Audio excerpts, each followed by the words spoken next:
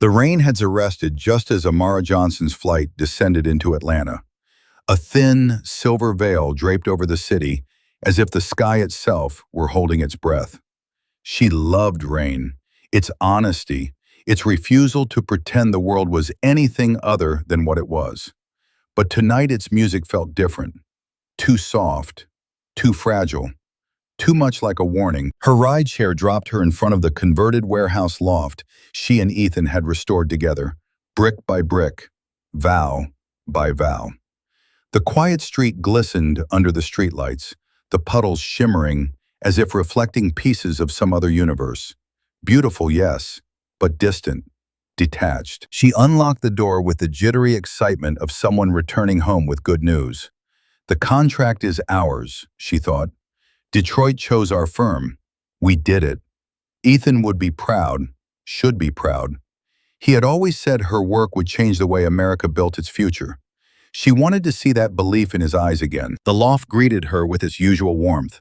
Soft amber lights, the faint smell of sandalwood, the hum of the old industrial heater kicking on. Her suitcase wheels whispered across the polished concrete floor as she moved toward the hallway, eager to call his name, to say, "I'm home early. You won't believe what happened today." But then she stopped. A sound floated down the hallway, a soft, breathy sound that did not belong to the rain, or to the loft, or to any version of home she recognized. Amara stood still, the handle of her suitcase going slack in her grip. Her heartbeat, steady a moment ago, now stuttered like a skipped note in a love song. Another sound. A low exhale. A laugh. Light, intimate, far too close. Her breath caught. Not because she didn't understand what she heard, but because she did. Instantly. Completely. With the clarity of an engineer assessing a structural crack and knowing it's not superficial, it's catastrophic. The bedroom door was half closed, a sliver of warm, dim light spilling across the hallway floor. Shadows moved in the space beyond it, rhythmic, undeniable. The world tilted.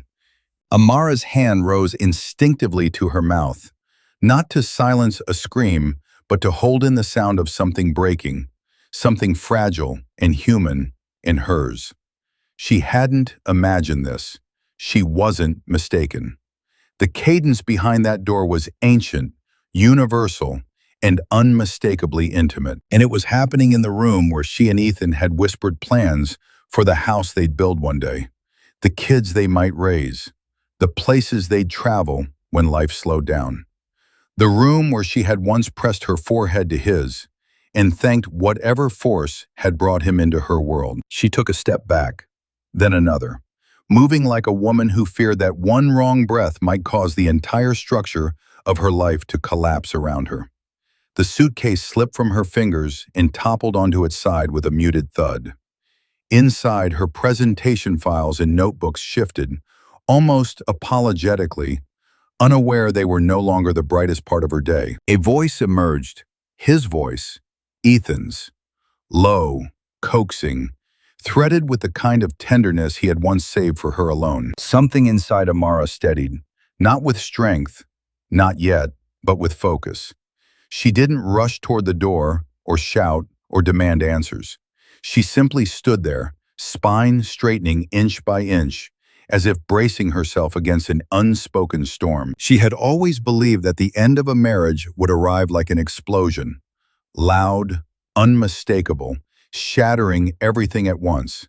But this was quieter, crueler, a slow tear through the fabric of her story, unraveling stitch by careful stitch. The laughter behind the door rose again, bright and unburdened.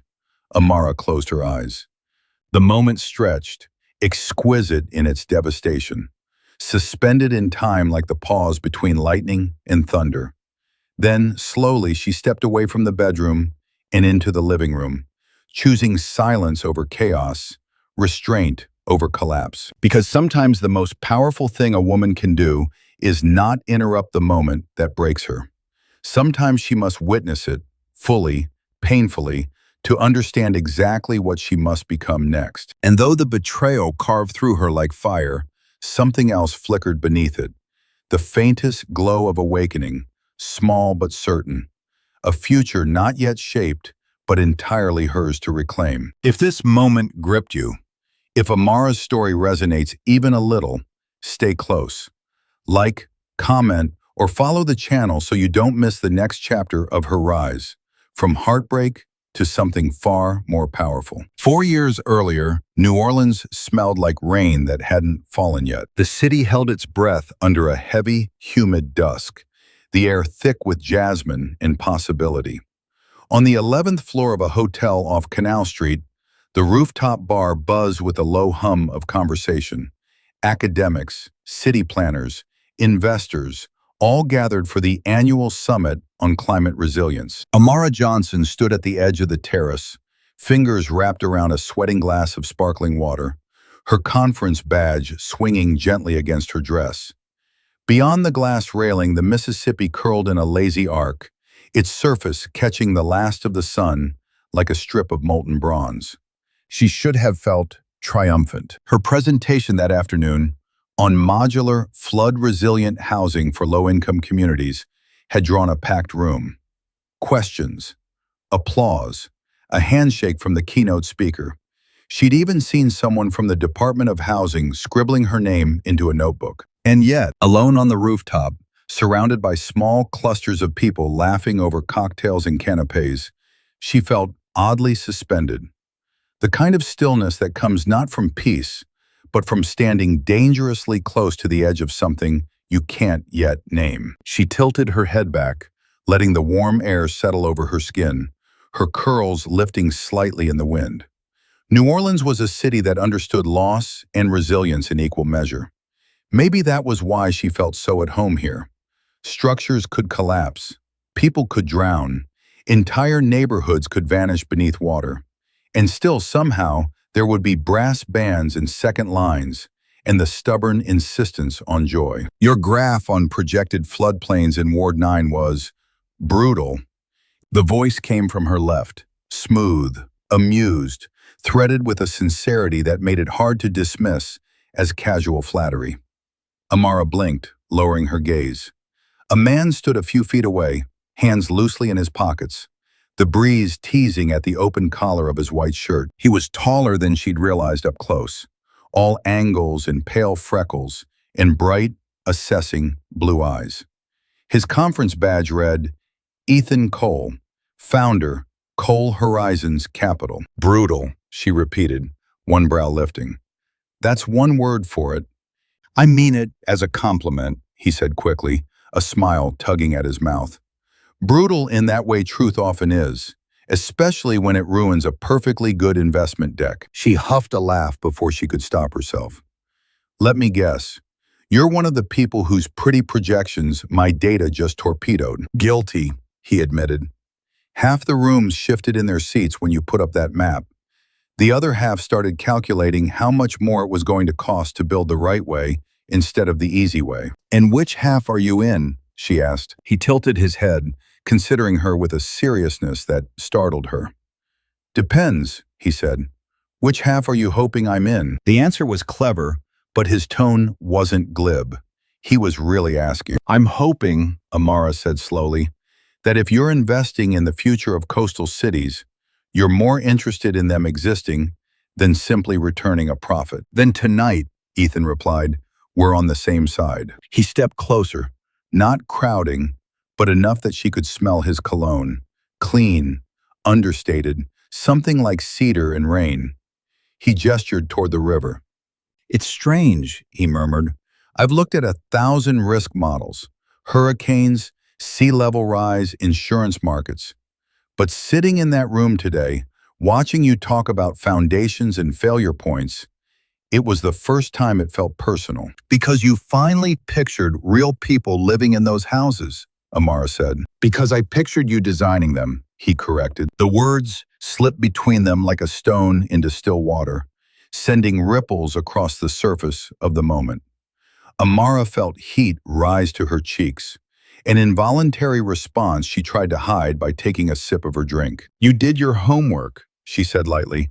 Most investors hear structural engineer and mentally replace it with person who makes walls stand up. Most investors are idiots, Ethan said. You're not just making walls stand up. You're designing whether a family has a second chance after a storm or not. That's different. He wasn't looking at her the way men at networking events often did, either past her, towards someone more powerful, or at her body as if it were another line on their asset sheet. His gaze was direct, attentive, and, annoyingly, felt like it saw more than she was prepared to offer. "You watched the whole talk?" she asked. "Twice," he said without missing a beat. "Once in person, once again online, last month, when I was deciding whether to come to this conference." That caught her off guard. "You chose a conference based on a panelist?" "I chose it based on a question," Ethan replied. "I wanted to know what the future of cities looks like if we stop pretending disaster is optional and start designing as if it's inevitable. Your work came up, more than once." He didn't say it with an air of flattery. He said it like a conclusion he'd drawn reluctantly and was now forced to accept. Something in Amara's chest loosened. "So you're just here to poach my ideas," she said, trying to bring levity back into the conversation. "I'm here," he said softly, "to see if we're solving the same problem from different angles. And if we are, what we could build together." Lightning flickered far off over the river, a silent flash tracing the edge of the clouds. The air tightened around them. The rooftop noise dimmed in Amara's mind. She was aware, vaguely, of the clink of glassware, the murmur of two planners arguing over zoning codes nearby, the strains of a trumpet from a distant street performer below. But all of it felt far away, as if she and this man had stepped into a quieter pocket of the world. "What do you build, Ethan Cole?" she asked, voice low. "Leverage," he answered. "Capital. Platforms. I move money where I believe the future is going. At least, that's what I tell my investors." "And what do you tell yourself?" Amara pressed. He smiled, but his eyes didn't dodge the question. "That I'm trying, in my own flawed, capitalist way, not to be on the wrong side of history." The honesty of it startled her more than some polished speech would have. It was imperfect, almost awkward, and somehow that made it feel more real. He angled his body toward hers, elbows resting on the railing, mirroring her stance without crowding her. "Tell me what you'd do," he said, "if money wasn't the first barrier. If you didn't have to compromise with city councils or developers who want cheap and pretty instead of strong and just." She laughed under her breath. "You don't have enough time for that answer." "I booked the red-eye back," Ethan replied. "Try me." So she told him about neighborhoods left to rot after storms because they weren't picturesque enough for recovery campaigns. About grandmothers living in mold-ridden houses because rebuilding grants were designed for people with lawyers, not for people with 3 jobs. About the way steel and concrete could be arranged not just to resist gravity, but to resist cruelty. He listened, and she watched him listening, really listening, not waiting for his turn to speak. His questions were sharp but never dismissive.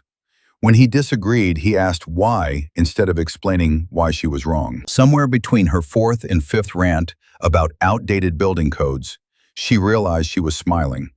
She hadn't come here looking for that. She hadn't come here looking for anything except professional connections and better data. But there, under the pregnant New Orleans sky, with the river glinting like a slow-moving secret and the city's old wounds humming quietly beneath their feet, something shifted. Not a lightning strike, not fireworks, just the gentle, undeniable sense of 2 trajectories bending toward each other. Later, Amara would replay this evening 100 times in her mind, searching for the precise second when admiration tipped into affection, when potential hardened into promise. She wouldn't be able to name it. All she would remember was this: the way he said her name for the first time, carefully, like he was aware it carried weight. "Amara," Ethan said, as the first drop of rain finally broke loose and landed cool against her forearm. "I'd really like to keep talking. Not just tonight, not just about work." She glanced at the sky, at the city that knew how to flood and still sing, then back at the man beside her who seemed, impossibly, to understand the language of her ambitions. "Then you'd better bring an umbrella," she replied. "Where I'm going, it rains a lot." He laughed, soft and full of something like wonder. He would follow. For a while, he would walk beside her, and for a time, too brief, too bright, that would feel like enough. In the months that followed their meeting in New Orleans, something like a gentle gravity began pulling Amara and Ethan into the same orbit. It wasn't a whirlwind romance, not the reckless kind that devours two people before they understand what they're becoming. No, theirs built slowly, the way cities rise, foundation first, then beams, then the careful layering of trust and tenderness. They dated long distance at first. Ethan in Atlanta, tethered to his fast-growing investment fund, Amara in Chicago, running site visits for a resilience pilot project. Their phone calls sometimes lasted until dawn. He would talk about investors who wanted flash instead of substance. She would talk about soil analyses and community meetings and the small triumphs that kept her pushing forward. What surprised her most was how he listened, how he remembered every detail, even the ones she tossed out casually. When she mentioned a grandmother in Baton Rouge fighting for grant approval to rebuild her storm-wrecked home, Ethan asked about her for weeks afterward, wanting updates, wanting solutions. By the time Amara accepted a position in Atlanta to co-found her own design firm, the long-distance ache had become unbearable. Ethan showed up on her new doorstep the night she arrived, hair tousled, tie undone, carrying a bottle of wine and a set of keys. "For whenever you feel like coming over," he said, shy in a way she hadn't seen before. She had taken the keys. She had taken his hand. And somewhere in that quiet exchange, something permanent clicked into place. Their early life together unfolded in a rhythm that felt both intentional and effortless. They spent Saturday mornings at the Freedom Farmers Market, arguing cheerfully over which seasonal vegetables they actually had time to cook. Ethan developed an unexpected obsession with Amara's spice cabinet, attempting curry recipes far more ambitious than his skill level warranted. Amara laughed until her stomach ached the night he accidentally set off the smoke alarm with a pan of scorched cardamom. They learned each other's habits the way architects learn the idiosyncrasies of an old building, gently, patiently, with reverence for the history beneath the surface. Amara discovered that Ethan slept lightly, waking at the slightest noise, but surrendered instantly when she rested her hand on his chest. Ethan learned that she hummed when she drafted, unconsciously, faintly, a low melodic thread that wove itself into the soundscape of their home. It was a life built not on grand gestures, but on accumulation. 2 toothbrushes in the bathroom, her hair products overflowing a shelf he cleared willingly, his socks in her laundry pile, notes tucked into each other's laptops before early meetings. And then there was the loft. They found it on a scorching July afternoon, a cavernous brick warehouse unit with exposed beams, cracked concrete floors, and windows tall enough to make even the sun feel small. It was raw, imperfect, echoing with the ghosts of past machinery. Amara stepped inside and felt her breath hitch, the way it always did when she saw hidden potential. "This place needs everything," Ethan said, wiping sweat from his forehead. "That's the point," she replied. They bought it together. Even now, remembering that time, she could still summon the scent of sawdust clinging to her skin, the sharp tang of metal shavings, the thrill of stripping the space down to its bones. She designed floating staircases and steel-reinforced shelving, a living room anchored by a salvaged wood beam. She and Ethan spent a weekend sanding by hand. He handled permits, contractors, budgets, moving through bureaucratic hurdles with the tenacity of someone who refused to let anything slow her vision. During the build, they argued over placement of the kitchen island, over whether the guest room needed a door, over the shade of charcoal paint that would frame the bedroom wall. But the arguments were warm, tinged with laughter, softened by the knowledge that this was their home, rising from the dust. On the night the final coat of paint dried, Ethan carried a mattress into the empty bedroom and tossed it onto the floor. "We don't need furniture yet," he said, pulling her into his arms. Just this, just us. They slept under the unfinished rafters, wrapped in each other in the thrilling certainty that they were creating not only a home, but a future. Under that vast ceiling, Ethan whispered, "Tell me what you want our life to look like in 10 years. She spoke of designing community centers across the South, of teaching future engineers, of maybe having children if their lives made space for that kind of nurturing. He told her he wanted to build a fund that lifted cities instead of extracting from them. And he told her he wanted her beside him through all of it, not as an accessory to his ambition, but as its compass. In that moment, Amara believed him completely. The years that followed seemed to justify that faith. Their companies grew. Their love deepened. Their loft filled with plants, books, unfinished drafts, and laughter. They hosted dinner parties where artists sat beside venture capitalists and neighborhood activists. And somehow the conversations always ended with someone drawing diagrams on napkins. They talked often of marriage, neither rushing nor hesitating, just trusting that the foundation was already there and the rest would follow. When Ethan finally knelt beside her at the edge of the beltline, offering a ring shaped like a rising sun, Amara didn't cry. She simply said yes, with a certainty that settled into her bones like truth. For a time, too brief but brilliant, their life together felt like a blueprint, flawlessly executed, a structure that could withstand anything, a future that looked unshakable. But even the strongest foundations can hide fractures, and some storms begin long before the first drop of rain touches the ground. The first crack appeared so subtly that, at the time, Amara mistook it for the ordinary settling of a marriage, like the faint shift of beams in a newly built house, nothing more than wood adjusting to its own weight. It happened one autumn evening, the kind of evening that used to belong to them. Ethan arrived home late, shoulders tight, jaw clenched, carrying the scent of cold air and stress. Amara had cooked, an act she rarely indulged in, mostly because he loved it when she did. The table was set, candles softened the edges of the room, jazz hummed low from the speakers. She'd even worn the gold hoops he once said made her look like the sun stepping into the room. He paused in the doorway, blinking as if surprised to find her there. "You're home early," he said, although it was well past 8. "And you're home late," Amara smiled, trying to keep it light. "Rough day?" He kissed her cheek instead of her lips.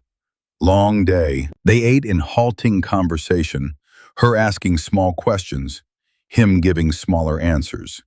Later, he fell asleep on the couch with his phone loosely tucked beneath his hand, notifications flashing every few minutes. She draped a blanket over him and told herself it was temporary. Everyone went through seasons of exhaustion. This too would pass. It did not. Winter brought further strain, the kind that didn't shout but whispered, longer nights at the office, missed dinners, canceled plans. Ethan's fund was expanding aggressively. New York investors wanted him on weekly calls. West Coast partners pushed for weekend strategy sessions. He kept saying yes.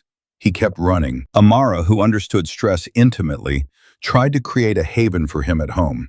She left his favorite snacks in the pantry, sent encouraging texts during his meetings, massaged the tension from his shoulders when he finally collapsed beside her in bed. But even in her arms, he felt distant, like someone she knew only through a memory. One night, she found him sitting awake at 3 a.m, staring at the city lights through their bedroom window. "You okay?" she murmured, sliding beside him. He exhaled, long and weary. "I need this quarter to go right. Everything depends on it." "You don't have to hold the entire future alone, Ethan." He nodded, but the words didn't seem to reach him. He didn't say thank you. He didn't lean into her touch. Instead, he kissed her forehead, absent-mindedly, and returned to his laptop. She lay back, staring at the ceiling beams she had once sanded with him, feeling something inside her chest loosen into unease. By spring, their schedules had become parallel lines, close but never meeting. Ethan left before sunrise, returning well after dark. Their text threads filled with logistical fragments instead of affection. "Running late. Don't wait up." Investor dinner ran long. Flight delayed again. Amara understood the pressures of ambition. She'd lived them herself, but ambition had never taken her from him. If anything, her work had always made her rush home to share the victories, the failures, the stories. Now she arrived home, excited about a prototype she'd perfected, or a municipal contract her firm was shortlisted for, only to find the loft dark and silent. Her joy dissolved into the air like steam that never coalesced. She tried to believe this was simply a chapter. Uncomfortable, yes, but transitional. Even so, a quiet fear began to unfurl within her. The second crack came during a Saturday that should have belonged wholly to them. Ethan had promised to take the day off. They were supposed to go to Piedmont Park, maybe bike the trails, maybe do nothing at all except be together. Something that had become too rare. Amara waited in the kitchen, sipping coffee, listening for his footsteps. They never came. At 11, he emerged from the office wearing a suit jacket and distracted apology. "Just 2 hours," he said, grabbing his keys. "I swear, 2 hours became 7. When he finally returned, the sun had dipped below the skyline. His tie was loosened, his expression worn, and he greeted her with a hurried kiss, followed by the familiar refrain. It was unavoidable. Something in her chest tightened. A small, trembling voice inside whispered, "You're losing him." She silenced it. Love, she told herself firmly, required patience, flexibility, faith. But faith without reciprocity begins to resemble delusion. The third crack didn't come from Ethan at all.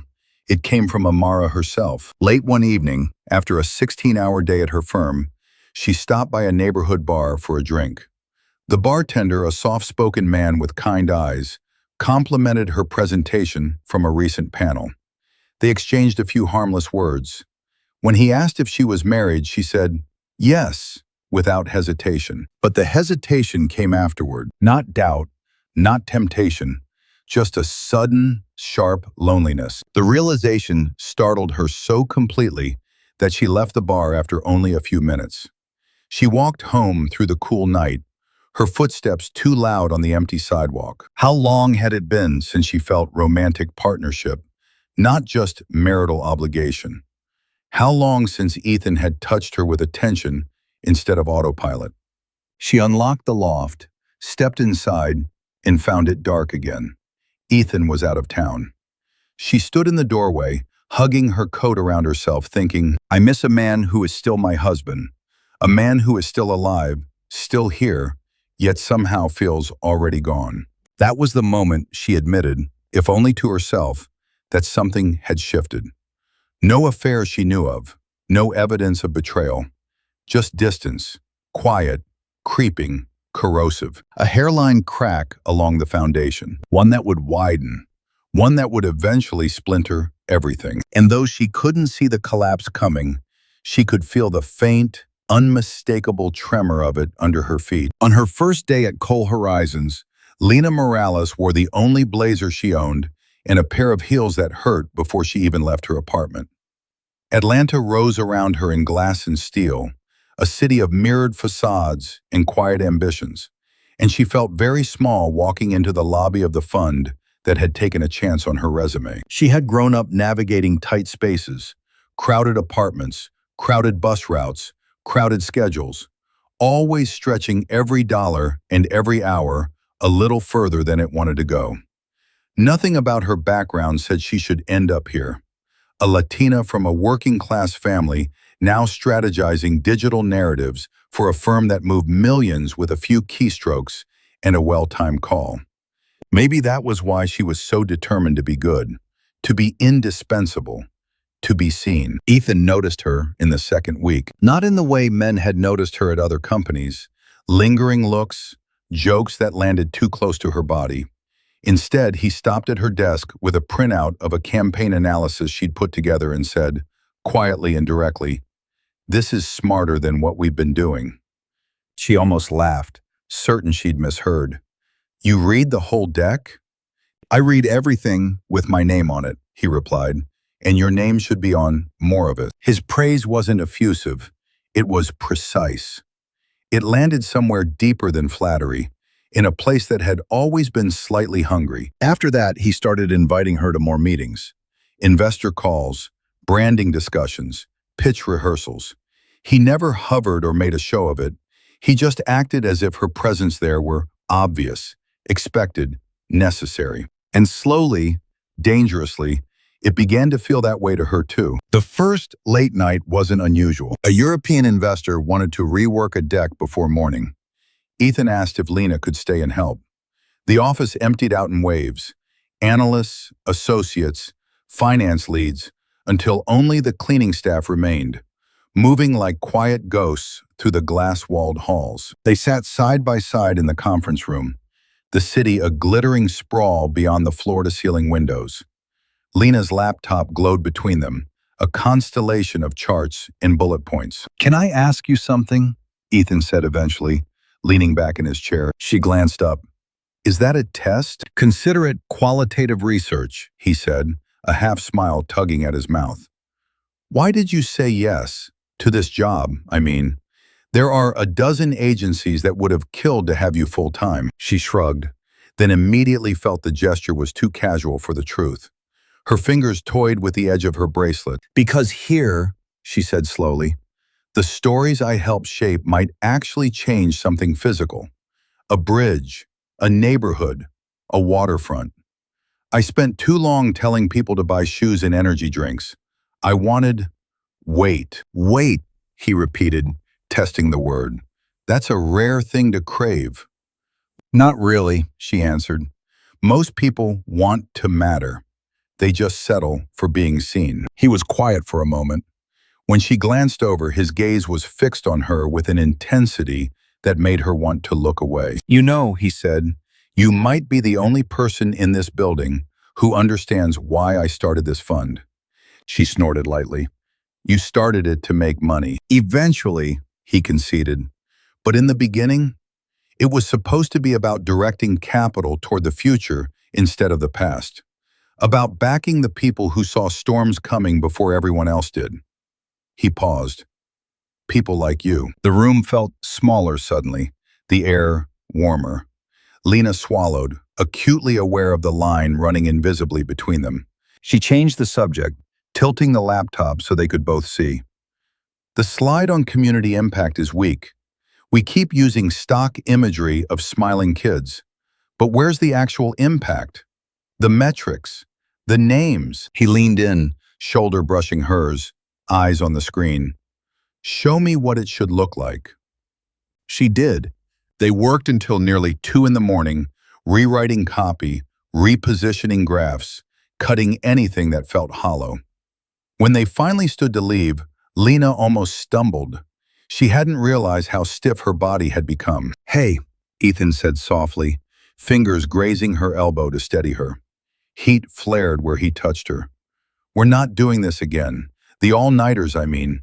I don't want you burning out because I can't say no to a client." "Burnout is a luxury," she said lightly.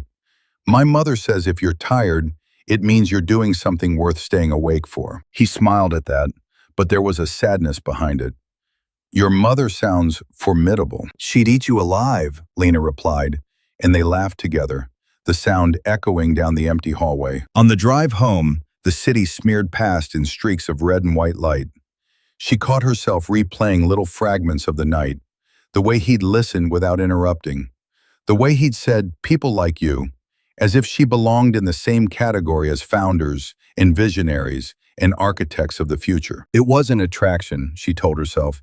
It was admiration, gratitude, the fragile beginnings of mentorship. She didn't let herself consider that those things, left unchecked, could bend into something else. The first time she saw a photo of Amara, it knocked the breath from her chest. She wasn't snooping. The picture sat in plain sight on Ethan's desk. A Polaroid of a woman standing on a construction site, hard hat tipped back, curls tucked into a scarf, brown skin luminous against a sky full of cranes. She was laughing at something out of frame, mouth wide, eyes brilliant. Lena felt her stomach twist, not with jealousy, but with an odd sense of recognition. Here, in a small white frame, was the kind of woman she wanted to grow into.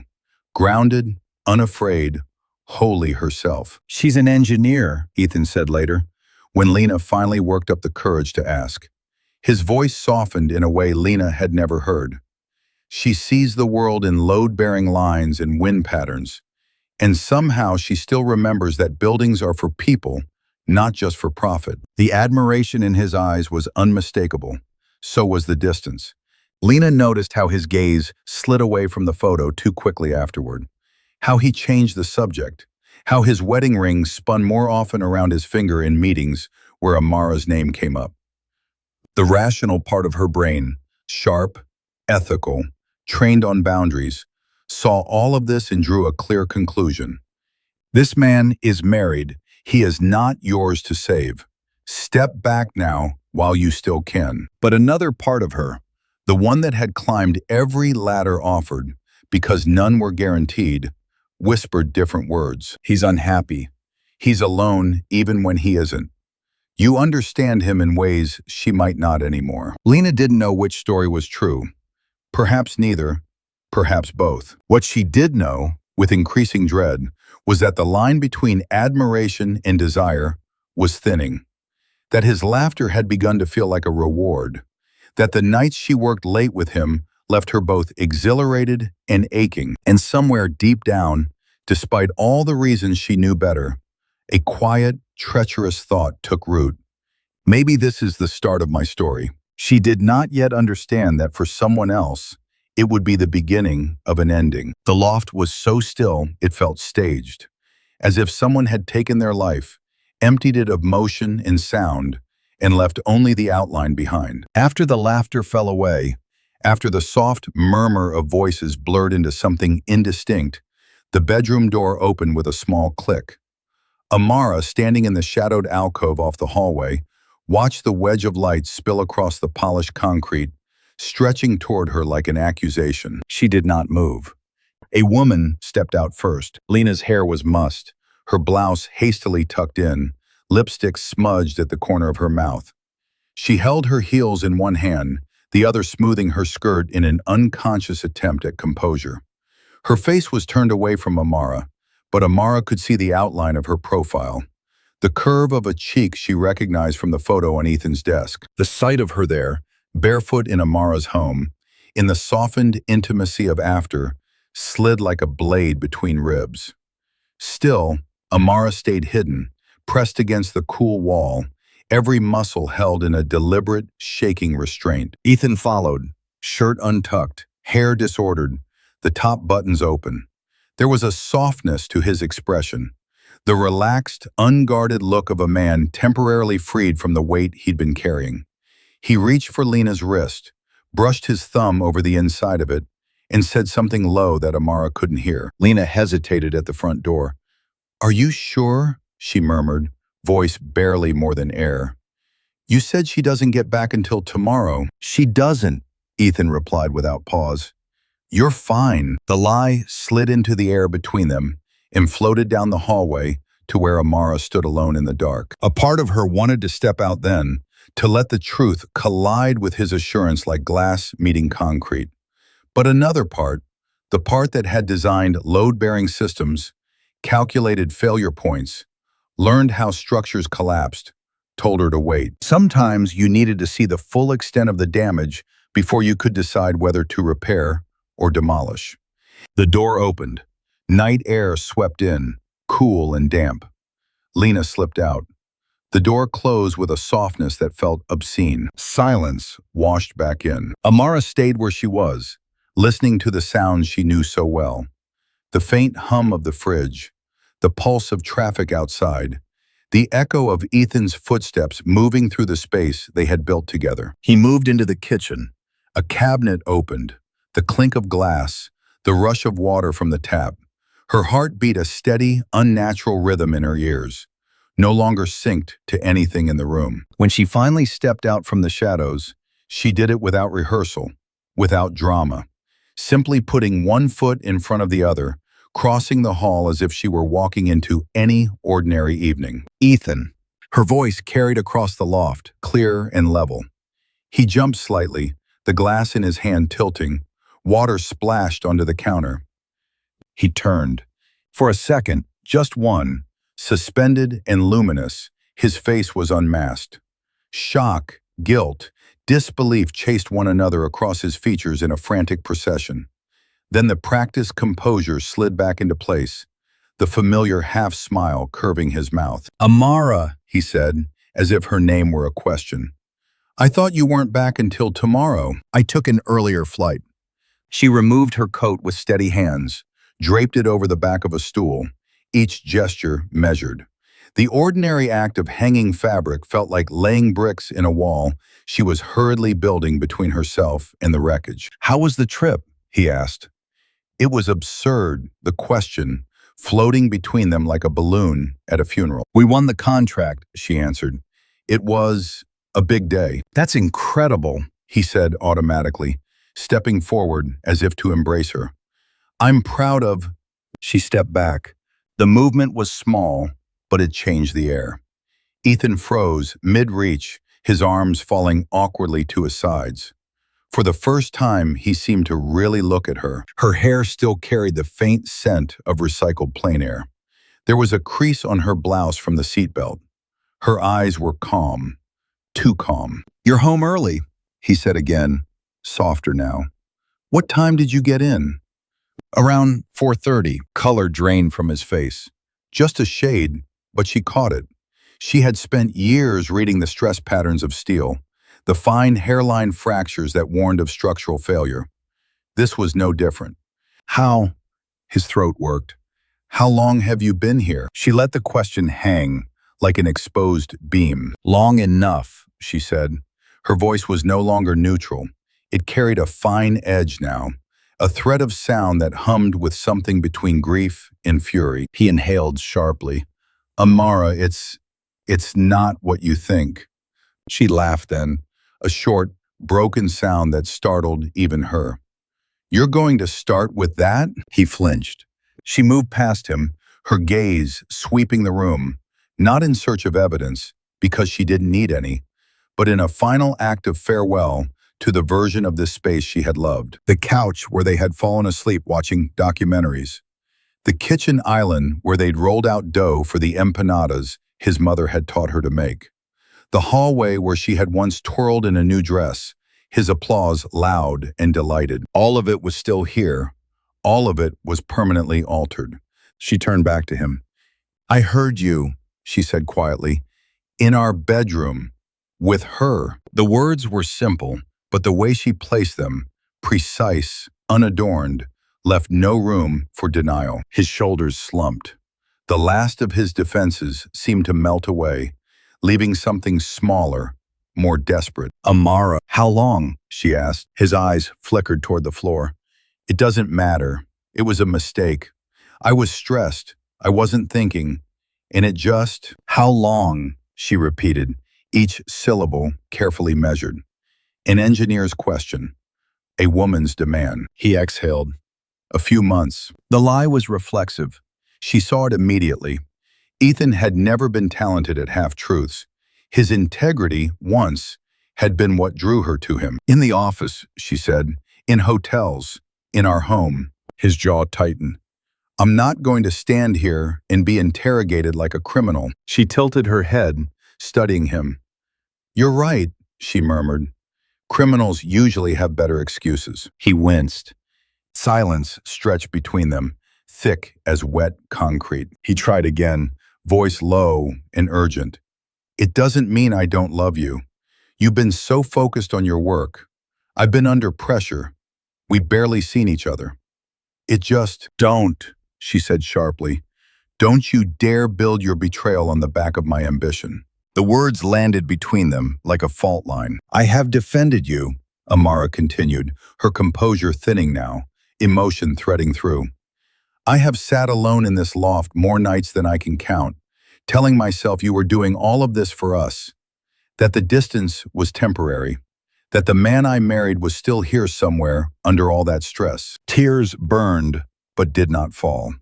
Her voice softened, becoming almost eerily gentle. "Tell me, Ethan, when you brought her here, when you kissed her in my bed, did you think about me at all?" His lips parted. No sound came. She nodded once, as if that silence were answer enough. For a moment, he looked like he might reach for her again, but whatever courage or arrogance that would have required seemed to die in his eyes. Instead, he said in a low, hoarse tone, "Maybe we need time, space, to figure out what we both want." There it was, the language of detachment, dressed up as maturity. She felt something inside her shift. Not break exactly, realign. "I know what I want," Amara said. "I want you out. Tonight." He stared at her, stunned. "This is my home, too." "No," she replied, calm returning, smoothing over the cracks in her voice. "This is the house we built together. You turned it into a stage for your lies. Pack a bag and leave, Ethan." "You're being unreasonable." She almost smiled at that. "You set our life on fire," she said softly. "I am merely asking you to step outside and watch it burn from a safe distance." He opened his mouth to argue, to plead. She would never know. But the look in her eyes stopped him. There are moments in every life when a person realizes they have underestimated the strength of someone they loved. Ethan was standing in such a moment now, faced not with the version of Amara who smoothed his worry and softened his days, but with the version who had designed structures to outlast hurricanes. He packed a bag. He moved through the loft with hurried, disjointed motions, avoiding her gaze. She didn't follow, didn't hover, didn't ask where he would go. When he reached the door, hand on the knob, he hesitated. "Amara," he said without turning, "we can fix this." She looked at the man she had loved, the man who had once stood beside her under a New Orleans sky and promised to choose her future, again and again. "No," she said quietly, "we can't, but I can fix what comes after." He left. The door shut with more force this time. The sound rang through the loft, bounced off steel and glass in memory, and then faded into a hollow silence. Only then Amara sat down on the cool floor, her back against the wall, knees drawn to her chest. The tears came slowly, not in a flood, but in measured drops, like water finding the path of least resistance through a fractured foundation. She wept for the woman she had been that morning, walking through an airport with good news and an open heart, believing home was a place of safety. She wept for the future she'd mapped out in careful lines and thoughtful curves, the one that now lay in ruins at her feet. And beneath the grief, beneath the humiliation, something else stirred, a thin, bright line of resolve, running unbroken beneath the rubble. The detonation had happened. The structure of her marriage was gone. But the woman who stepped out of these ruins would be built on different terms. Morning found Amara on the couch, not quite sleeping, not quite waking, existing in that thin gray border where the mind refuses to accept what the body already knows. The loft felt different even before she opened her eyes, emptier somehow, as if the air itself had been scraped clean of something vital and toxic in the same breath. Ethan's absence was a hollow shape in the room. No keys tossed on the counter, no hurried footsteps, no scent of his cologne mingling with coffee. For years, she had oriented herself around those small rituals. Now there was only silence, and the low hum of the refrigerator working steadily in the corner. She lay still for a long time, watching light creep across the ceiling. Grief moved through her in quiet waves, still too stunned to crest as full sobbing. Each breath felt like lifting something heavy. Then, somewhere between one inhale and the next, a new thought cut through the haze. I will not let him walk away from this as if it were a bad quarter. The idea startled her with its sharpness. It steadied her too. Amara pushed herself upright. Her body ached as if she'd been in an accident rather than a conversation. She went to the bathroom, splashed cold water on her face, and studied her reflection. Her eyes were swollen, the kind of red that didn't disappear with makeup. There were faint creases in her cheeks where tears had dried. But beneath the signs of damage, something else emerged.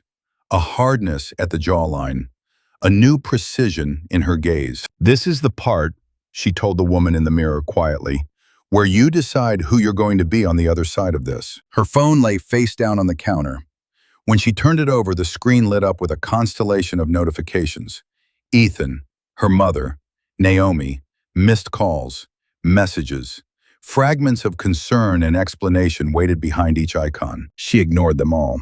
Instead, she opened a browser, typed in a name she had heard once in a whispered conversation at a gala, and pressed call. Veronica Hayes's office was in a tower of glass that caught the midday sun and fractured it into sharp, brilliant shards. The lobby smelled faintly of leather and citrus. The receptionist greeted Amara with the polite efficiency reserved for people whose lives were about to be cataloged in binders. Veronica arrived exactly on time. She was in her 50s, with close-cropped silver hair, dark skin like polished mahogany, and eyes that missed nothing. Her suit was the color of midnight ink.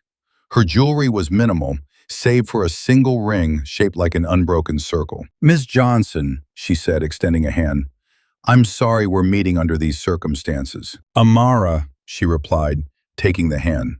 Veronica's grip was firm, grounding. She was led into a conference room overlooking the city, the skyline etched against a cloudless blue. On the table lay a legal pad, a fountain pen, and a glass of water already poured. "Tell me," Veronica said, settling into her chair, "what happened?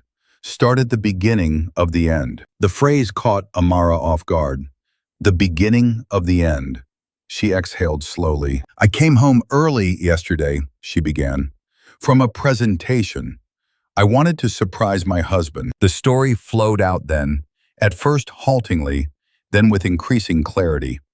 The sounds behind the door, the woman she recognized from the photograph, the conversation in the kitchen, the admissions, the way he had said, "We need space," as if he hadn't already taken it, with someone else's body. Veronica listened without interruption. No sympathetic gasps, no murmured reassurances. Only the occasional note, the scratch of pen on paper, the slight tightening at the corner of her mouth when Amara described certain phrases. When Amara finished, the room felt strangely quiet, as if the story itself had absorbed some of the air. "How long have you been married?" Veronica asked. 3 years, together almost 5. "Children?" Amara shook her head. Their almost conversations about it felt like ghosts hovering in the silence. "Assets?" "Joint ownership of the loft," Amara replied. "We bought it together, but I did most of the design and renovation. I co-own a design firm. Ethan's fund, Cole Horizons, is large." A muscle flickered in Veronica's cheek. "Is your name on any of his business documents?" "No," Amara said, "but I hosted investor dinners. I traveled with him for some of the early rounds. I made our life possible so he could build his." The last words came out sharper than she intended. Veronica's gaze warmed almost imperceptibly. "Good," she said. Amara blinked. "Good? Good that you understand your own value," Veronica clarified. "Many people come in here ready to negotiate themselves down before they've even started. You are not one of those people. That will make my job easier." A faint, unsteady laugh slipped out of Amara. It felt strange, like stretching muscles that had forgotten they could move. "What do you want?" Veronica asked then. "Not what you think you're allowed to want. Not what you think a judge might find reasonable. What do you want from this divorce?" Amara stared at the city for a moment. Cars moved like tiny beads along the highway. A crane swung slowly at a construction site in the distance. "I want," she hesitated, tasting the words before committing to them. "I want him to feel the consequences," she said at last. "I want him to understand that he can't dismantle our life like a bad investment and walk away largely intact. I want enough of what we built together that I am not left rebuilding on scraps while he pretends this was a mutual decision." Veronica's eyes glinted. "And emotionally?" she asked, softer now. "What do you want for yourself?" "I want to stop feeling like I'm the one who failed," Amara whispered. "Like I should have seen it sooner. Like if I just loved him better, or been less busy, or been smaller somehow, this wouldn't have happened." Silence followed those words, not empty but full of something formidable. "Let me be unequivocally clear," Veronica said, leaning forward. The story you just told me is one of betrayal, not mutual drift. You are not on trial here. You are here to claim what you are owed. Financially, yes, but also narratively. Do you understand? Amara nodded, though her throat felt too tight for speech. Good, Veronica continued. Here is what we will do. She outlined it with the efficiency of someone drafting a battle plan. Immediate filing, documentation of joint assets, forensic accounting if necessary. She asked for statements, tax returns, company overviews, any evidence of Ethan using marital funds for his affair. Receipts, hotel charges, flights that don't line up with business trips, she said. Anything that tells the story he will be too ashamed to say out loud. Amara listened, mind shifting gears. This was a language she understood. Evidence, structure, sequence. Veronica slid a blank notepad toward her. I want you to go home, the lawyer said, and treat this like a project. You're an engineer. You know how to deconstruct a failure so it doesn't replicate. Start with the last 6 months. Pull every statement you have access to. Print them. Highlight anything that raises questions. We will assemble it piece by piece. Something hot surged in Amara's chest then. Not grief, not even pain. Rage. Not the explosive, chaotic kind she'd seen in movies. This was a slow, rising heat. Thick and steady, moving through her veins like molten metal. Rage at his carelessness. Rage at his entitlement. Rage at the way he had already begun, in their argument, to rewrite the narrative so that her dedication to her work became the reason he had strayed. Veronica saw it. Her gaze softened for the first time. Let yourself be angry, she said quietly. Anger, when harnessed, is a very clean fuel. We won't live in it forever, but right now it will get you through the parts that would break you if you insisted on being only gracious. Amara closed her eyes, just for a moment, letting that permission wash over her. When she opened them, the city outside looked different. Not kinder, not safer, but navigable. She signed the retainer. As she left the office, stepping back into the sun-struck corridor, she felt the first real line of separation form between past and future. Last night, she had lost a husband. Today, she had gained something else, a weapon, a strategy, and, for the first time since the bedroom door opened, a sense that she was not simply surviving a story. She was rewriting it. The news did not explode outward in some dramatic public spectacle. It seeped instead into the corners of Amara's life like a slow-moving leak, silent at first, then impossible to ignore, she told her mother on a Sunday. The call connected to the familiar background sounds of home. A TV murmuring in the other room, a pot simmering on the stove, the rustle of pages from the church bulletin her mother always read twice. Amara almost hung up. The words lodged behind her teeth felt too sharp for a house that had always smelled of cornbread and unconditional love. Baby, her mother said, I was just about to call you. Pastor mentioned your firm in the sermon, something about building foundations that hold. You know, I nearly stood up and shouted, That's my child. Amara closed her eyes. The irony twisted, but she found her voice. Ma. Something in her tone made the older woman instantly alert. What's wrong? Amara had thought she might ease into it, place soft padding around the truth. But when she finally spoke, the words came out clean and spare. Ethan cheated on me, she said, for months. I found out this week. I've hired a lawyer. I'm filing for divorce. On the other end, silence. Not empty, thick, crowded with 1,000 unspoken prayers and fears. When her mother finally spoke, her voice was small in a way Amara had never heard. No, she whispered. No, that boy loves you. He wouldn't. Are you sure? Maybe there's been a misunderstanding. People talk, you know how the enemy. I heard him, Amara said gently but firmly. In our home, with her, there is no misunderstanding. Another pause. Then the tone shifted, the softness sharpening into something older, fiercer. That fool, her mother breathed. That ungrateful, foolish boy. A pot boiled over in the background. She didn't move to catch it. You listen to me, Amara Louise Johnson.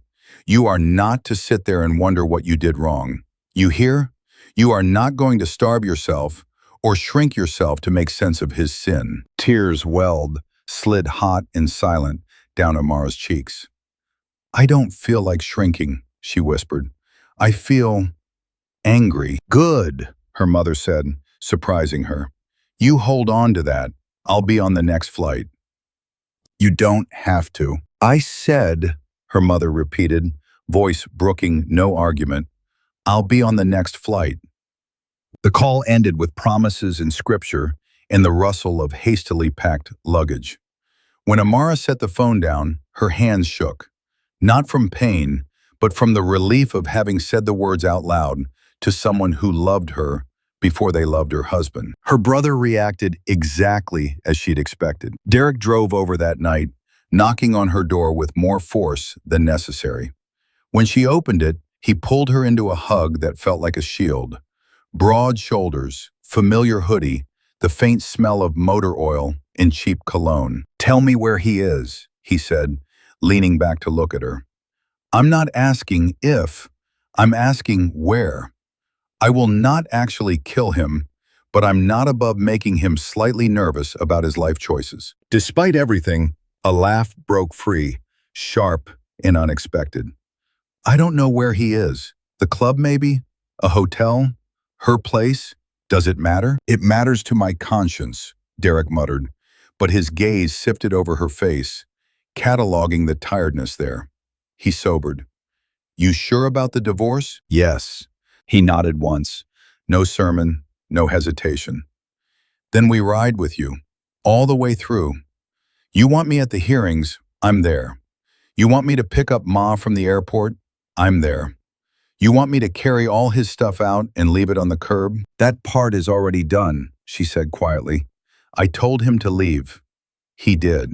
In that case, Derek said, I'll be over here putting together every IKEA thing you ever buy, so you never have to ask a man with a fragile ego to assemble a bookshelf again. It was ridiculous.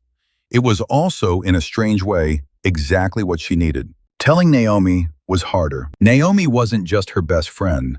She was her partner in the firm, the person who had stood beside her as they signed their first lease and celebrated their first contract. Their lives were entwined, not only emotionally, but professionally. Any rupture in Amara's personal life threatened to send tremors through the business they had built together. They met at their usual cafe, at a corner table near the window. Naomi arrived in a rust-colored suit with her curls piled high, and her eyes already narrowed in concern. All right, she said, sitting down. You texted, we need to talk, with a period. That's either a new project, a death, or man trouble. Combination of the last two, Amara said. She didn't elaborate. She didn't have to.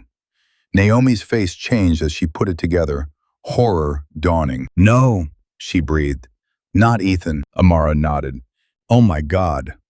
Naomi reached across the table, grabbed her hand, squeezed so hard it almost hurt. Tell me everything, and don't you dare soften it for my sake. So she told her. Not the intimate details, but enough.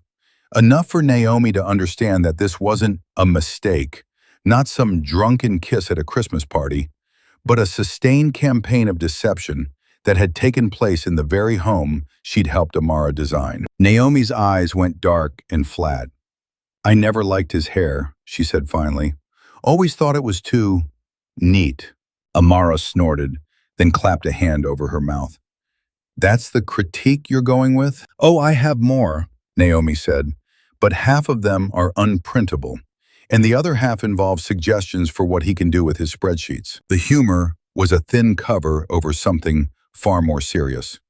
After a moment, Naomi squeezed her hand again. Work is covered, she said. If you need days off, take them. If you need to come in and pretend everything's fine, do that too. I'll handle whatever you can't. But don't you hide this from me because you think it will make things awkward. You and I are not negotiable. Warmth spread through Amara's chest. Not the consuming heat of rage, but a quieter, sustaining glow. People are going to talk, she murmured. Clients, colleagues, this city thrives on gossip. Let them, Naomi said coolly. We do good work. We have receipts. You're the woman rebuilding half their infrastructure. If anyone wants to sideline you because your husband couldn't keep his vows, that's a reflection of their character, not yours. Amara looked out the window. Outside, a couple walked past, laughing, linked at the elbows. Once she would have seen them and thought of herself and Ethan. Now they look like strangers from a different planet. Do you think people will choose? She asked softly. Between us and him? They will try, Naomi said. Some already have. I got an email this morning from a client who said, I heard there may be some instability in your partner's personal life. Should we be worried? The words landed like a slap. Already? Naomi's smile turned sharp. I wrote back, the only instability you need to worry about is what happens to your poorly built retaining walls when the next storm hits. Our work is solid. Thank you for your concern. Despite herself, Amara laughed. It tasted like salt and relief. The broader circle reacted predictably, if painfully. Some friends sent messages that began with, I'm so sorry, and ended with, he always seems so devoted though. Their confusion clung to her skin like a film, as if Ethan's performance had been so convincing that her pain now disrupted their understanding of him more than it concerned them for her. Others reached out in quieter, more meaningful ways. A former colleague left a bouquet of wildflowers on her doorstep with a note that read, Storms reveal which structures were never sound to begin with. You're still standing. At church, the news traveled quickly. The first Sunday she returned after filing, Amara felt the weight of eyes on her as she walked down the aisle to the same pew she and Ethan had once shared. Some looks were full of warmth, some of pity, a few tinged with subtle judgment she could almost hear. What happened? Who failed? After the service, the pastor approached her gently. Amara, he said, we heard about what's happening. I won't pretend to know the full story, and I won't offer you cliches. But I will tell you this. There is no virtue in staying bound to someone who has broken covenant without repentance. She nodded, throat too tight to answer. He rested a hand briefly on her shoulder, a light, respectful weight, then moved on. Outside on the steps, two women she barely knew approached her with the stiff sympathy people reserve for those who carry visible scars. Men, one of them said, with a rueful shake of her head. Always wandering. Amara felt something cold settle in her chest. No, she said quietly, not always. I won't let his choices become a prophecy over every man or every marriage I know. The woman blinked, taken aback. Then she nodded once, more thoughtfully. You're right, she said. I'm sorry. That wasn't fair. Reputation, Amara realized, wasn't just what people said about you. It was the story they tried to weave around your life to make sense of their own fears. If she wasn't careful, she could drown in versions of herself she didn't recognize. The tragic abandoned wife, the too ambitious woman whose career cost her husband, the cold professional who chose money over forgiveness. She did not intend to be any of those things. She could not control the whispers in boardrooms or group chats. She couldn't stop investors from wondering whether her personal turmoil would affect her performance.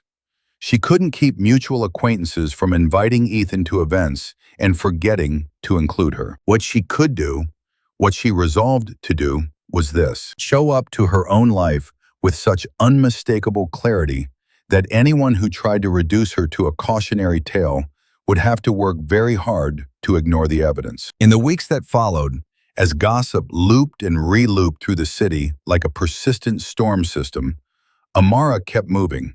She attended client meetings. She stood on construction sites. She answered her mother's prayers with weary smiles and her brother's jokes with eye rolls and gratitude. At night, alone in the loft that still smelled faintly of Ethan's cologne, she let herself grieve. But in the daylight, she carried herself with a posture that said, yes, this happened. No, It will not define the totality of who I am. The world had reacted. Now it was her turn to respond. Not with explanations, but with the unflinching act of continuing. Ethan had imagined, in some foolish, privileged corner of his mind, that the aftermath would be quiet, that Amara would fall apart privately, that her silence would soften the fracture, that his life could continue, altered, yes, but manageable. Instead, the consequences arrived like aftershocks. The first one hit in his office. He walked into the weekly partner meeting expecting business as usual.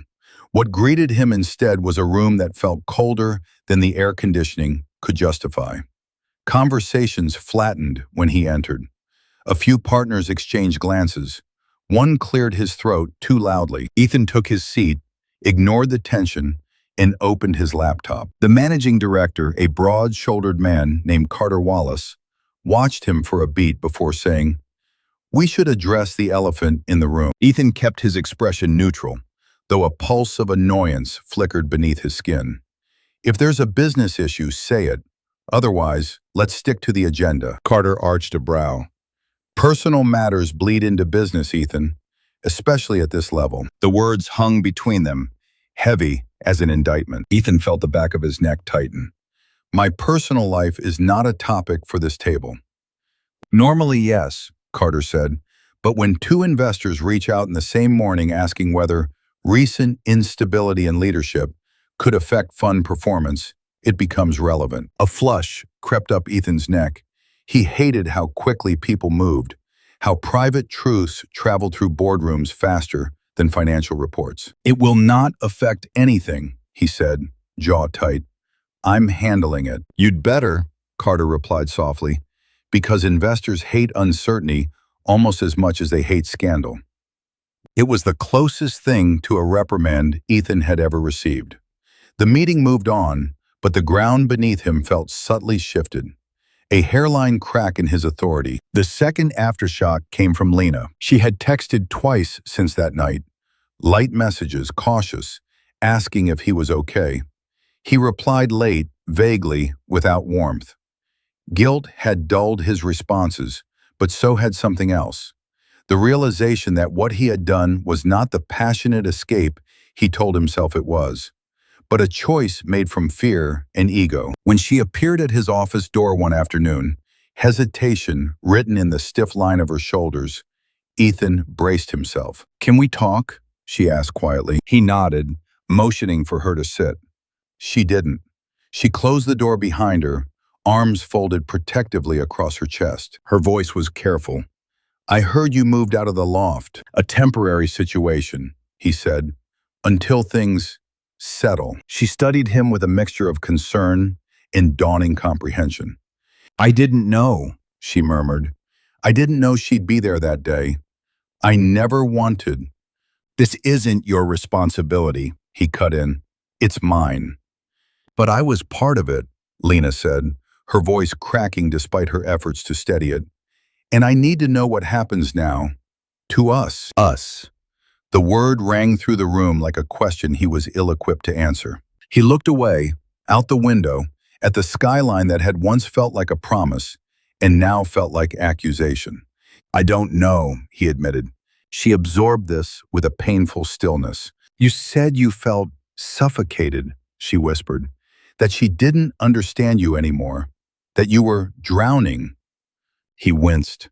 Those had been his words, spoken in weakness, in late-night conversations where honesty had blurred with self-pity. Lena's face crumpled. "Were those lies?" "No," he said too quickly. Then, quieter. "Not entirely, but they weren't the whole truth either." "What's the whole truth?" "That I was overwhelmed, that I was losing control of everything, my schedule, my fund, myself. And instead of dealing with any of it, I looked for distraction." Distraction. The word hit her like impact. She stepped back as if struck. "So I wasn't something real," she whispered. "Just escape." "Lena, don't." "It's okay." She lifted a hand, stopping him. "I just needed to know which story was true." Her gaze flicked to his wedding ring, still on his finger. She nodded once, a small act of acceptance, then opened the door and left. It was not a dramatic exit, no slammed door, no tearful accusations. But something essential collapsed in her absence. Ethan sat alone, the quiet in the office suddenly suffocating. The third aftershock came from his mother. Patricia Cole arrived unannounced at the private club where he was staying, a place he had chosen precisely because it allowed him to disappear behind mahogany walls and polished floors. She strode into the lounge with the force of a woman who had weathered life's tempests and refused to be cowed by any of them. Heads turned. She ignored them. "Stand up," she said. He stood. She examined him the way a general inspects a soldier who has disgraced his unit. "Is it true?" He swallowed. "Yes." She closed her eyes just for a moment. When she opened them, they glittered with cold anger. "Your wife," she said, each word crisp as breaking glass, "is the best part of you." "I know." "No," she snapped. "You don't know.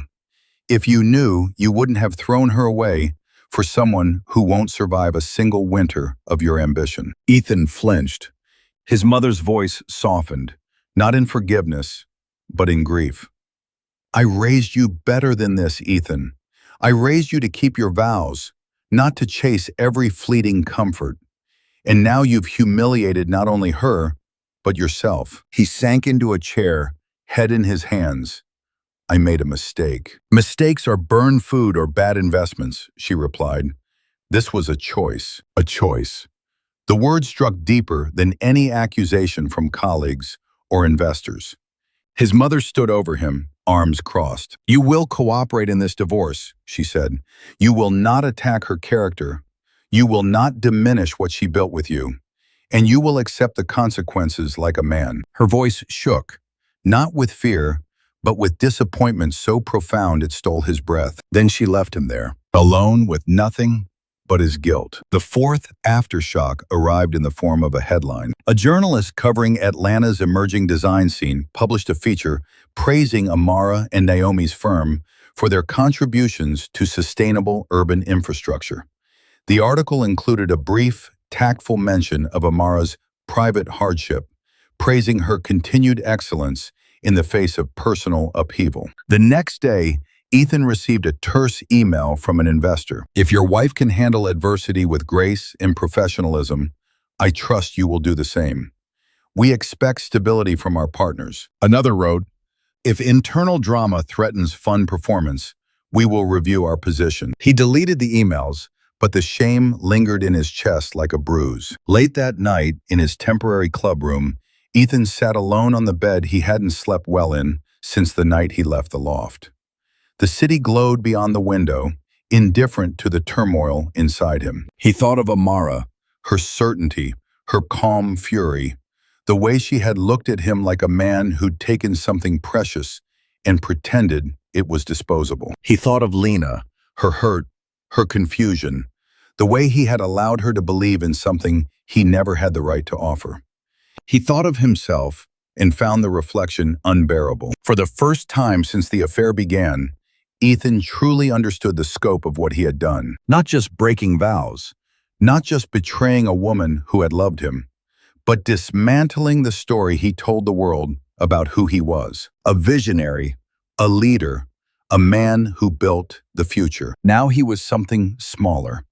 A man defined not by his ambition, but by the cracks forming in the life he'd taken for granted. Outside, a train rumbled in the distance. Inside, Ethan Cole felt the weight of the collapse he had engineered, and knew, with hollow certainty, that there was no version of this story in which he emerged unscathed. Mediation was held in a midtown tower with floors that smelled faintly of lemon polish and generational wealth.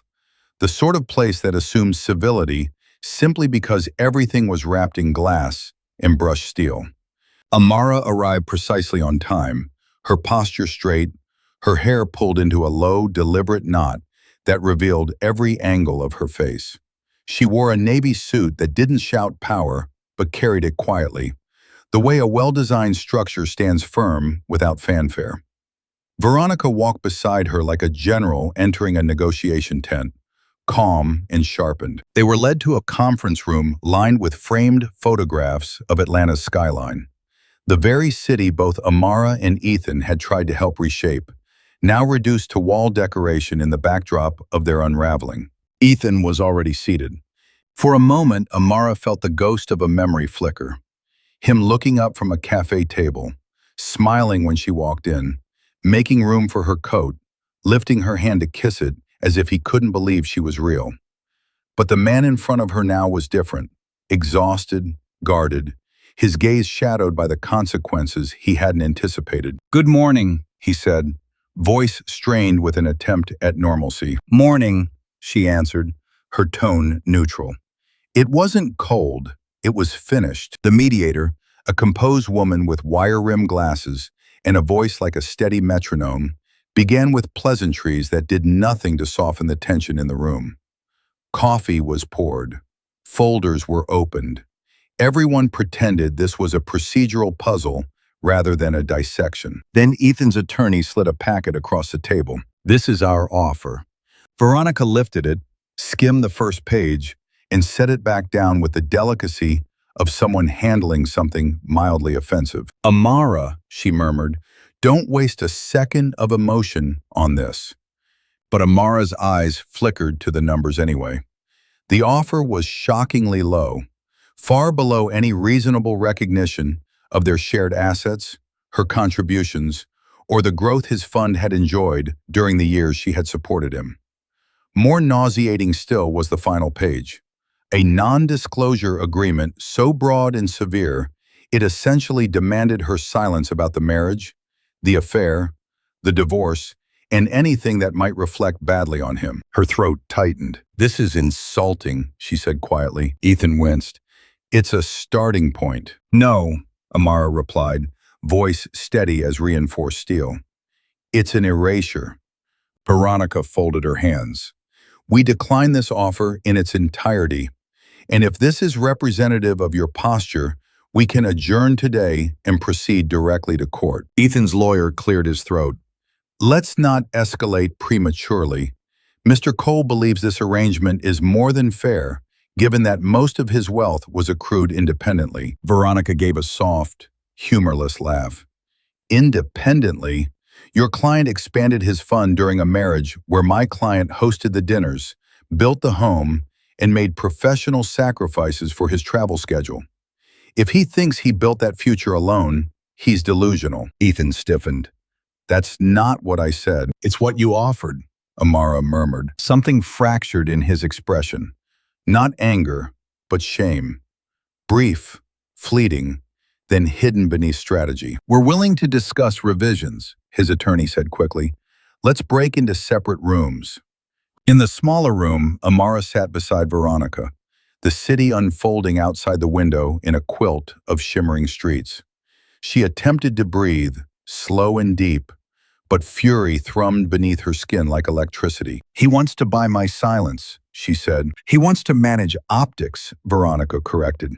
"Rich men don't fear divorce. They fear narrative." Amara folded her arms. "He didn't just betray me. He used our marriage to build credibility. Investors trusted him because he seemed stable, ethical, grounded, and now he wants to pretend I was incidental. That," Veronica said, "is why we are not taking his offer." Before Amara could respond, the door opened. The mediator stepped in, clasping a tablet. "Mr. Cole has agreed to revise the offer," the mediator said. "He's open to increasing the financial portion slightly, though he insists the NDA remains essential to both parties' reputations." Amara inhaled sharply. "My reputation isn't the one that needs protecting." The mediator hesitated. "He believes that public discussion could harm both of your professional standings." Veronica's eyes narrowed. "There it is." "What?" Amara asked. "The second betrayal," her lawyer said softly.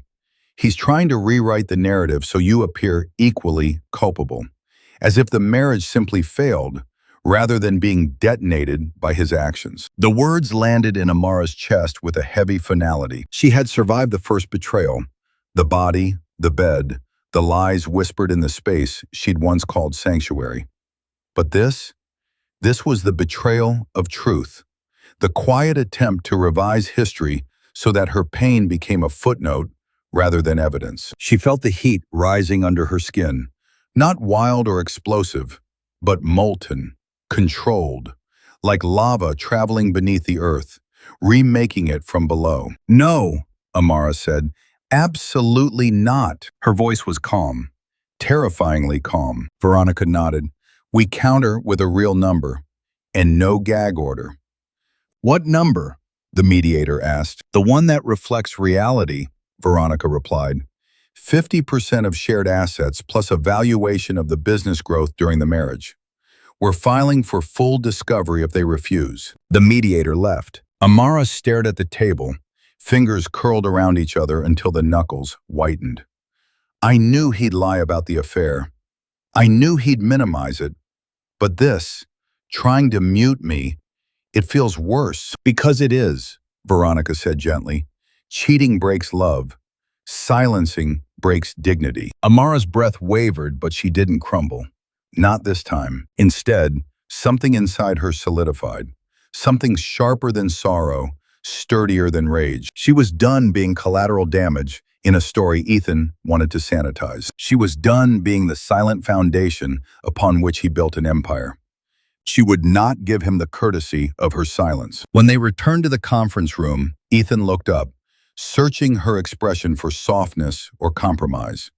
But the woman who entered was not the grieving wife who had collapsed on the loft floor. She was composed, lucid, unyielding, a structural engineer who had assessed the fractures and decided the building was no longer salvageable. "Amara," he murmured, voice strained, "we don't have to do this in a hostile way." She sat down, met his gaze, held it with the steadiness of steel girders. "I'm not hostile," she said. "I'm clear." And for the first time, Ethan realized clarity was far more dangerous. The courthouse loomed over downtown Atlanta with the solemn gravity of a place built to witness the worst in people. Its marble steps had been worn smooth by decades of heartbreak, greed, grief, and, occasionally, justice. As Amara climbed those steps, the morning air surprisingly cool for late spring, she felt none of the trembling she had expected. She felt steady. Too steady, perhaps. The kind of steadiness that comes right before impact. Inside, the courtroom hummed with a quiet tension. Oak panels lined the walls, polished to a sheen that reflected the fluorescent lights overhead. Attorneys whispered to one another. Paper shuffled.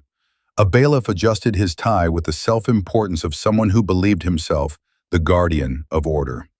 Amara took her seat beside Veronica Hayes, whose presence was a fortress. Ethan sat across the aisle with his legal team, 3 men in tailored suits, their expressions carefully arranged into professional neutrality. He looked smaller than she remembered. Still handsome, still composed, but thinned somehow, as though the last months had scraped away something essential. He didn't look at her at first. When he finally did, the glance was quick, almost apologetic. But apology was a currency with no value here. The judge entered, a woman in her early 50s with sharp eyes and a posture that implied she could see through any performance. Everyone rose. Everyone sat. And just like that, the deconstruction of a marriage became a matter of public record. The first day belonged to financials. Spreadsheets projected onto a large screen illuminated the courtroom with cold blue light. Growth curves, asset breakdowns, statements showing travel that did not match work calendars, charges from hotels Amara didn't recognize, a purchase at an upscale boutique whose lingerie never found its way into her drawers. Veronica presented each piece with surgical precision. This charge occurred on March 18th. According to Mr. Cole's calendar, he was in Houston for business. But his flight logs show he never left Atlanta that weekend. A murmur rippled through the courtroom. Ethan's jaw clenched. "Here," Veronica continued, tapping a highlighted line, "is a $1,200 dinner at La Mer. Mr. Cole told my client he was attending a board meeting that night." She paused, letting the silence fill the room. He was not at a board meeting. Each revelation was a blow, not to Amara, who had already bled these truths in private, but to Ethan, who seemed unprepared for how stark betrayal looked when stripped of excuses and presented as data. Numbers didn't lie. They didn't flinch. They didn't shrink from the truth. Day 2 was emotional testimony. Amara had dreaded this part, not because she feared speaking, but because she feared remembering. She had spent months learning how to hold herself together. Now she had to unravel that in front of strangers. When Veronica called her to the stand, Amara inhaled slowly, walked forward, and swore to tell the truth. The oath felt heavier than she expected. "How would you describe the early years of your marriage?" Veronica asked. Amara folded her hands. "Loving, supportive, collaborative. We built a home together. We built dreams together." "And when did you first notice a change?" She hesitated. "About a year before I discovered the affair. Ethan became distant, distracted. I assumed it was stress." "And did you support him through that stress?" "Yes," Amara said. "I rearranged work trips, hosted dinners for investors, created space for him to decompress. I believed we were partners." "And did you feel your contributions were recognized?" A pause. Not at the end. She spoke calmly, but each sentence felt like a tiny fracture in the air. She described the loneliness of waiting in a home she had designed, the night she came back early, the sound behind the bedroom door. Her voice did not break, but the courtroom grew unnervingly silent. Even the judge leaned forward slightly. "That night," Amara said, "I realized I had been faithful to a marriage that no longer existed. And I realized I was the only one holding it up." Veronica let the statement settle like dust after demolition. "Thank you," she said quietly. Ethan's attorney rose for cross-examination. "Miss Johnson," he began smoothly, "would you say your career became more demanding in the final year of your marriage?" Amara met his gaze. "Yes, but Ethan's did too." "And would you agree that long work hours can create emotional distance?" "Yes," she said, "but distance doesn't create infidelity. Choices do." A tiny gasp came from someone in the back. Ethan's lawyers shifted, but the damage was done. No further question could dilute that clarity. On the third day, Ethan took the stand. His voice, usually steady, faltered. He tried to frame his choices as the product of pressure, of feeling overwhelmed, of losing himself. He spoke of loneliness, of emotional disconnect, of mistakes. Veronica rose, her steps measured, her expression cool enough to quiet a room. "Mr. Cole," she said, "did your wife ever refuse to support you?" "No." "Did she ever deny you time, space, or partnership?" "No." "Did she ever betray your trust?" "No." Veronica folded her hands behind her back. "So the distance you describe, was it created by her actions or by your choices?" Ethan closed his eyes. When he opened them, the truth sat there, heavy as a stone. "My choices." One of the jurors, an older woman with tired eyes, nodded almost imperceptibly, as if she had known this truth long before he spoke it. Veronica continued. "And during these choices, you used marital assets to further your affair, did you not?" Ethan's shoulders sagged. "Yes." "Thank you," Veronica said, her voice neither cruel nor triumphant. No further questions. By afternoon, Amara felt hollow. Testimony had rinsed her of something she couldn't name, part dignity, part sorrow, part exhaustion. She had come into the courthouse with grief shaped like a bruise. Now it felt like excavation, deep, painful, revealing. During a short recess, she stood by the window overlooking the street below. People passed in clusters, lawyers rushing to hearings, parents herding children, professionals on lunch breaks. Life, indifferent and persistent, moved on. A reflection appeared beside hers. Ethan, standing just behind her, as he had stood countless mornings before coffee, before betrayal, before everything. "Amara," he said quietly, "I never wanted to hurt you like this." She didn't turn. "But you did. I know, and I'm sorry." She closed her eyes, not because the words moved her, but because they no longer did. She finally looked at him.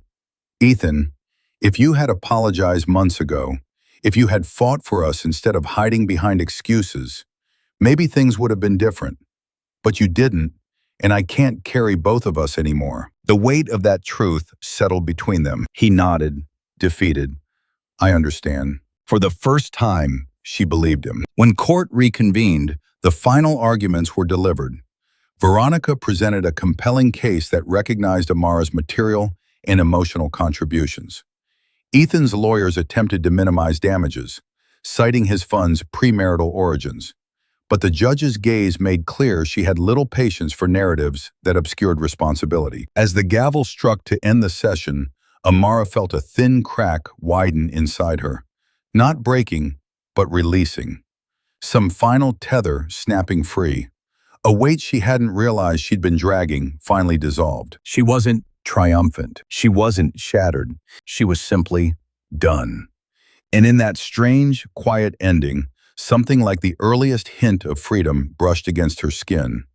Light as breath, fragile as first light breaking through a storm. The breaking point had passed. What came next would be the rebuilding. The decision arrived on a Wednesday morning, wrapped not in drama, but in paperwork. A clerk called Veronica's office with the kind of practiced neutrality that suggested she delivered life-altering news daily between coffee breaks. The written judgment was ready. They could pick it up at noon. "Come in," Veronica had said over the phone. "You should read it here."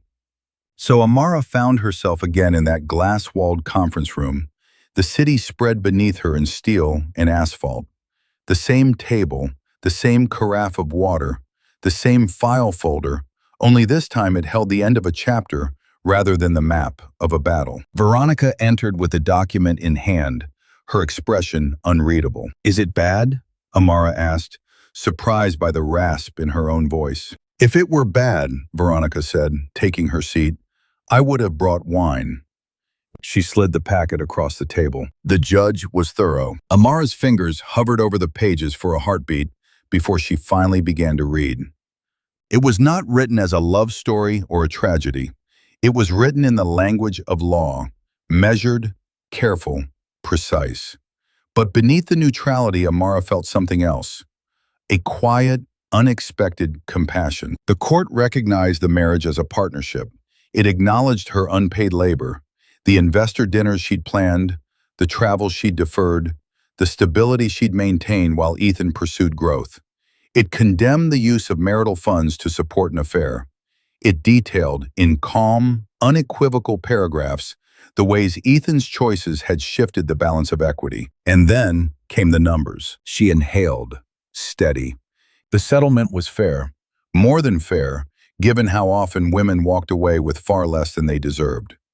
A defined share of the home's equity, a portion of the fund's growth during the marriage, enough for her to build something new that didn't begin with fear. But it was the final section that undid her. The judge's written observations. The evidence demonstrates that Ms. Johnson approached this marriage with good faith, loyalty, and significant personal sacrifice. Her contributions, though frequently indirect, were foundational to the success enjoyed during the years in question. Mr. Cole's sustained infidelity and misuse of joint resources constitute a breach of that partnership, which this court finds deeply troubling. Amara stopped reading. The words blurred, not because they were harsh, but because they were kind in a way she hadn't expected from ink and paper. For months, her mind had looped around the same cruel refrains. How did I miss it? Was I selfish? Was I too focused on work? Too much? Not enough? Now, in black and white, someone with no personal stake in her story had written a different verdict. Not failed wife, not negligent partner, just loyal, significant, wronged. Her chest tightened. She hadn't cried in weeks. Not really. Some tears here and there, quiet and controlled, but nothing like those first days on the law floor. She had kept herself moving, upright, busy, too busy to fall apart. Now her body realized it had run out of distance to outrun the impact. "Amara," Veronica said softly, "you won." The word echoed strangely in the room. Won. Amara set the document down with trembling hands. For a moment she sat very still. Then the tears came, soundless at first, then with low, shuddering sobs that bent her forward, one hand covering her mouth, as if she could catch the pieces of herself spilling out. Veronica did not shush her, did not rush to stop it. She simply slid a box of tissues closer and waited, gaze turned tactfully toward the window. "I didn't want to win," Amara whispered eventually, voice raw. "I wanted a marriage." "I know," Veronica said. "But since that wasn't possible, this is the closest thing to justice the system can offer." "It feels so small," Amara choked, "compared to what I lost." "Of course it does," Veronica murmured. "Money doesn't mend trust. Recognition doesn't erase nights alone. Court orders don't hold you when you can't sleep. But this," she nodded toward the judgment, "gives you ground to stand on while you rebuild the rest." Amara pressed the heels of her palms to her eyes, breathing hard. "I thought when this was over I'd feel lighter," she admitted. "Free, maybe. Instead, I just feel tired, so tired." "That," Veronica said gently, "is because you've been surviving a disaster in real time. After the storm, there is always a collapse. Not of you," she added quickly, seeing panic flicker across Amara's face. "Of the adrenaline that's been carrying you." "And then what?" Amara asked, her voice a frayed thread. "Then," Veronica said, "you let people help you lift what's left." The collapse came later that week. It arrived not in court, not in her office, but in the quiet of her own loft. The space that had once been a shared dream and was now a monument to everything she tried to hold together. She had forwarded the judgment to her accountant. She had texted Naomi a simple, "It's done."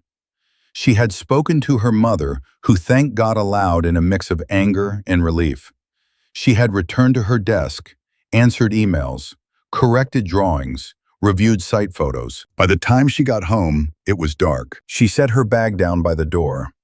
The loft greeted her with its familiar expanse, the high ceilings she'd once loved, the staircase she designed, the kitchen island where so many meals had been prepared with laughter, with tenderness, with the illusion of forever. Tonight, it all felt too big, too full of ghosts. She didn't turn on the main lights. The city glow seeped through the tall windows, painting the space in soft grays. She walked to the center of the living room and turned slowly, as if inspecting a structure after an earthquake, checking for damage. There was none you could see. The beams still held. The walls still stood. Everything she'd built was intact. She was the one who wasn't. A sound escaped her then, somewhere between a sob and a sigh. She sank down onto the floor, the concrete cool against her palms. Memories crowded in, uninvited and merciless. Ethan carrying the mattress up the stairs, his hands at her waist as they danced in their socks. The way he had once looked at her like she was both anchor and horizon. The judgment had put words to his failure. It had not taught her what to do with the parts of herself still wired to the man he had been before he broke everything. "I'm so tired," she whispered into the empty room. The emptiness did not answer. Her phone vibrated beside her. She ignored it. It vibrated again and again. Finally, with a groan, she reached for it, expecting another well-meaning message she didn't have the strength to respond to. Instead, she saw Naomi's name in 3 simple words. Therapist. Tomorrow, 2 p.m. A link followed. An address. A note. She's excellent. And black. And not here to fix you, just to hold the pieces while you decide what to do with them. Amara stared at the screen through blurred vision. Therapy had always been something for other people. People with time. People who hadn't been taught to endure and outwork their pain. In her family, you prayed, you persevered, you pushed through. You did not sit in a room and unpack your heart with a stranger. But the judgment, for all its clarity, had not told her what to do with the ache. And so the next afternoon, she found herself in a softly lit office, sitting on a couch that did not try to swallow her, opposite a woman with kind, steady eyes and locks pulled into a crown. "I'm Dr. Monroe," the woman said. "You can call me Sade." "Amara," she replied. "I know," Sade said with a small smile. "I've read the intake notes. But I'd prefer to hear your story from you, not from a file. Amara almost laughed. The word story felt too gentle for the wreckage she carried. I don't even know where to start, she said. Then start where it hurts most, Sade replied. We can trace back from there. The invitation was terrifying. It was also, she realized, a kind of grace. So Amara took a breath. And for the second time in her life, after the oath in court, but this time on her own terms, she began to tell the truth, not for judges or lawyers or gossiping acquaintances, but for herself. As she spoke, something subtle shifted inside her. The judgment had given her legal closure. This room, this quiet, might someday give her emotional freedom. But first, there would be collapse. There would be grief. There would be nights where she questioned every choice that had led her here. And then, slowly, there would be rebuilding, on foundations chosen by her alone. Summer crept into Atlanta with slow, honey-thick heat, the kind that made the air shimmer over asphalt and coaxed magnolia blossoms into opening. Amara stepped into it as if stepping into the next version of her life, tentatively at first, then with growing certainty, like someone relearning how to trust the ground under her feet. The judgment was behind her. The loft, though still hers for now, no longer felt like a battlefield.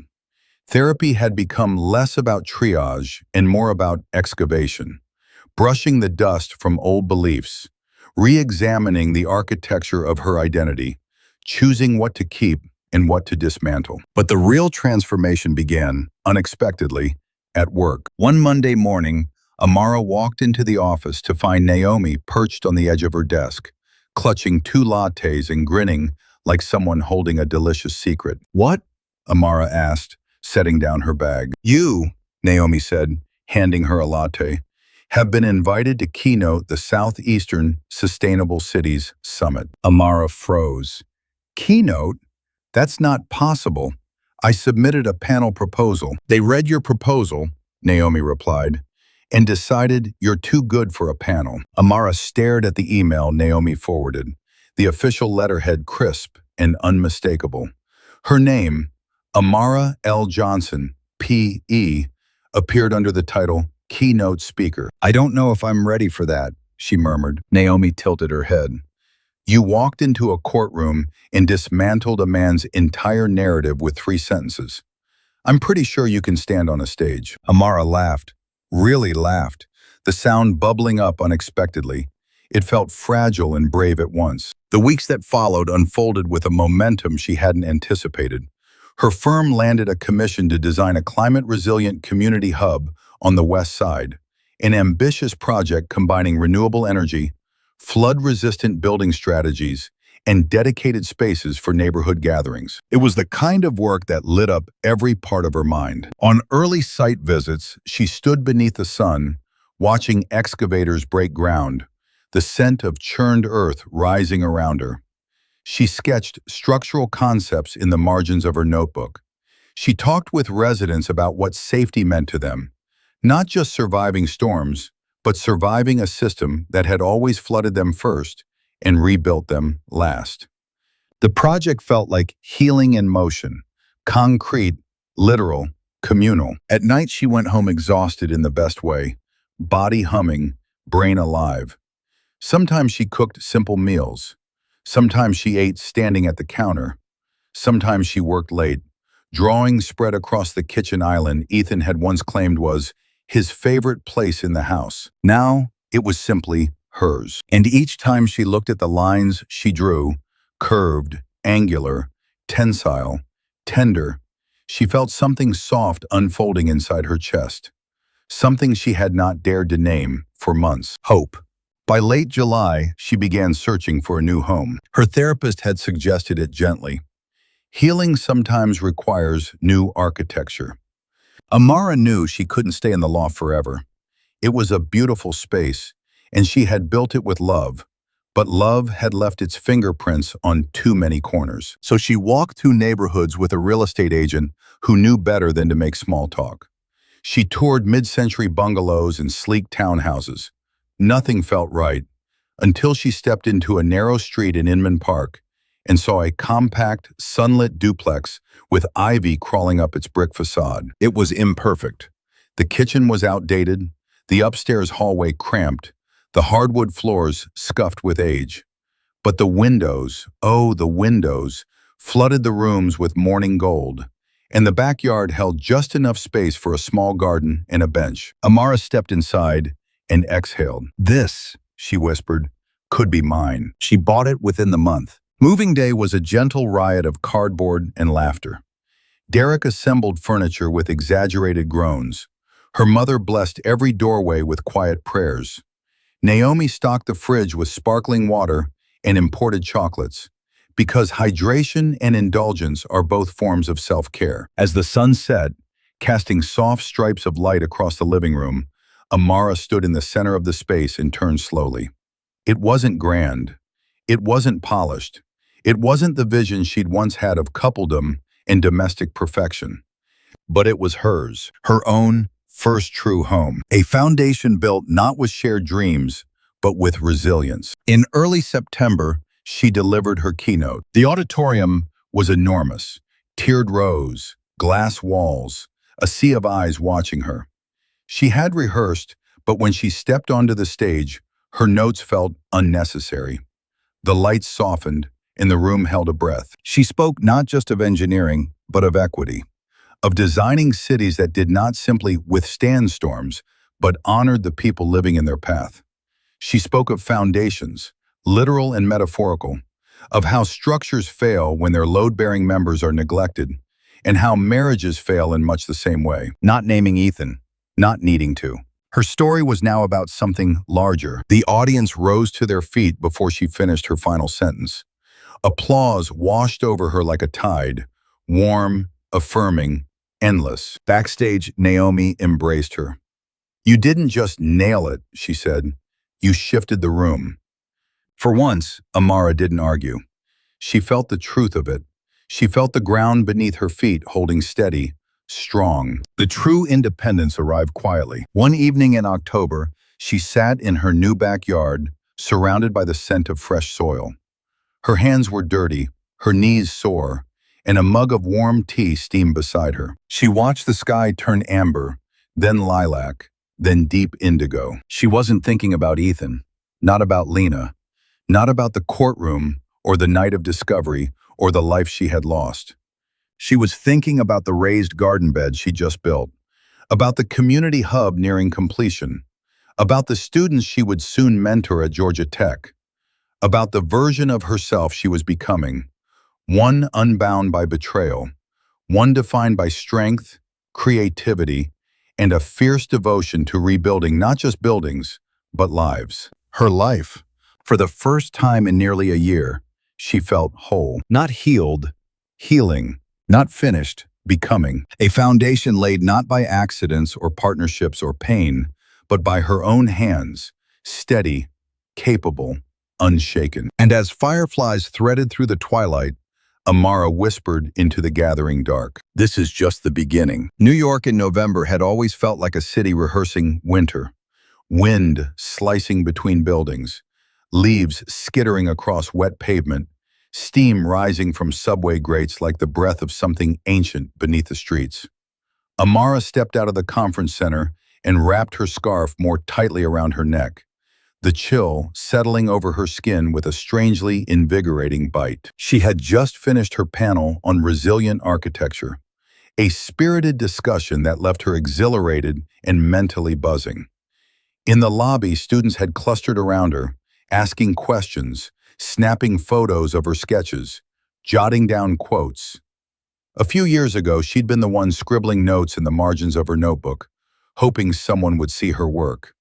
Now, people knew her, listened to her, learned from her. She moved toward the exit, the hum of conversations blending with the rattle of revolving doors. And then she saw him. Ethan stood near the coffee kiosk, speaking with a colleague, hands tucked into the pockets of a wool coat she didn't recognize. His hair was shorter, his face a little thinner, a faint tiredness etched around his eyes. He lifted his head at the exact moment she did, as though some invisible thread tugged both their gazes upward. For a heartbeat, the world thinned. Noise muted. Light sharpened. The air between them stretched into one of those strange temporal pockets where memory and present collide, where time folds neatly over itself. Ethan blinked, startled. His colleague followed his line of sight. "Amara," Ethan said, stepping forward. She considered walking past him, letting this moment dissolve into anonymity. But she stopped, not out of lingering affection or anger, but because there was no fear left in her. No ache, no trembling, just clarity. "Hello, Ethan," she said. Her voice was warm enough to be civil, cool enough to be final. He took her in slowly, openly, with a softness that bordered on regret. "You look, well." "I am," she answered simply. A pause, a breath. "How have you been?" he asked, as if they were two old acquaintances making small talk in the cereal aisle. "I've been good," she said. "Busy, growing." Her smile was polite, unburdened. She was not performing composure. She was living it. Ethan nodded, eyes flickering with something she couldn't name. Sadness, maybe, or recognition, or the quiet realization that the woman before him was not the woman who had once knelt on their loft floor, shattered. "I'm glad," he said softly. She believed him. But his gladness meant nothing to her journey now. "And you?" she asked out of courtesy. He hesitated. "Managing. It's been a difficult year." There it was, the truth without embellishment. A man who was no longer pretending the consequences hadn't found him. She nodded once, a gesture of acknowledgement, not sympathy. "Well," she said gently, "I hope you continue moving forward." He swallowed. "Take care, Amara." "You too." And that was it. He stepped aside. She walked past him, not with triumph, but with peace. A quiet, grounded peace that came from knowing she owed him nothing. Not her bitterness, not her forgiveness, not her narrative. Her life had expanded beyond the borders of his shadow. She hadn't realized until that moment how free she truly was. Outside, the wind picked up, scattering leaves across the plaza. She pulled her coat tighter and headed toward the taxi line. Halfway there, a voice called after her. "Miss Johnson?" Amara turned to see a woman striding toward her with purposeful steps. Sharp bob haircut, tailored coat, the kind of presence that made people instinctively step out of her way. "I'm sorry to interrupt," the woman said, extending a hand. "I'm Celeste Vaughn, founder of Vaughn Urban Futures." Amara shook her hand. The name was familiar, whispers in professional circles, articles profiling her as one of the leading investors in equitable development on the East Coast. "I attended your panel," Celeste said, her eyes bright with interest. "Your framing of resilience as a communal asset rather than an engineering challenge was refreshing, rare, frankly, overdue." Amara felt a smile tug at her lips. "Thank you. That means a lot." "I'm not finished with the compliment," Celeste said lightly. "I've been following your firm's work for years, but today was the first time I saw how clearly your vision extends beyond steel and soil calculations." Amara blinked, taken aback. "I'd like to talk to you about a project," Celeste continued. "A major one." They stepped aside, near the glass facade of the conference center, where reflections of the city shimmered like shifting blueprints. "I'm funding a women's innovation and renewal center," Celeste said, "in East Atlanta, a space for entrepreneurs, survivors of major life transitions, women rebuilding careers, families, selves, incubators, co-working studios, mentorship programs. But I don't just want a building.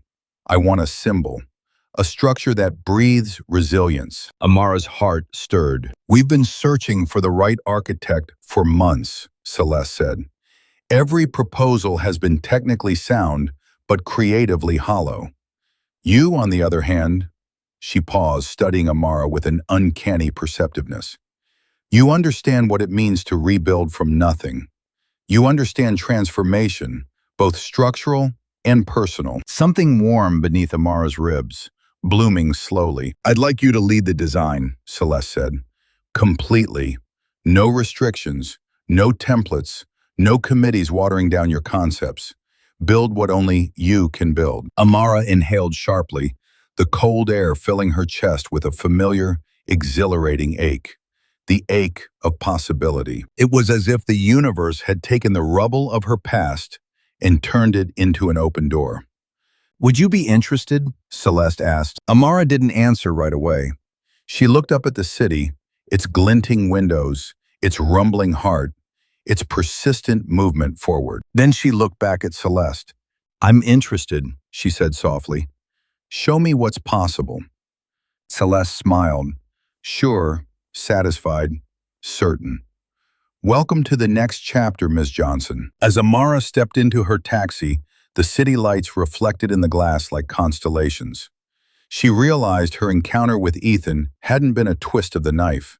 It had been closure, delivered in the quiet, understated way real closure often arrives. Her future no longer curved around him. It curved toward something greater, toward creation, toward legacy, toward the woman she had fought, through fire, ruin, and her own breaking, to become. As the taxi pulled into the night, Amara watched New York blur into trails of gold and silver and thought, some circles don't close to trap you. They close to show you how far you've traveled. The morning sun rose soft and golden over East Atlanta, casting warm light across the sleek curves and glass contours of the Women's Innovation and Renewal Center. The building stood like a hymn to resilience, alive with intention, glowing with possibility. It was everything Amara had imagined on that New York evening, and somehow, impossibly, more. She arrived before the crowds, her heels clicking against the new pavement, each sound echoing lightly through the open courtyard she had designed to feel like an embrace.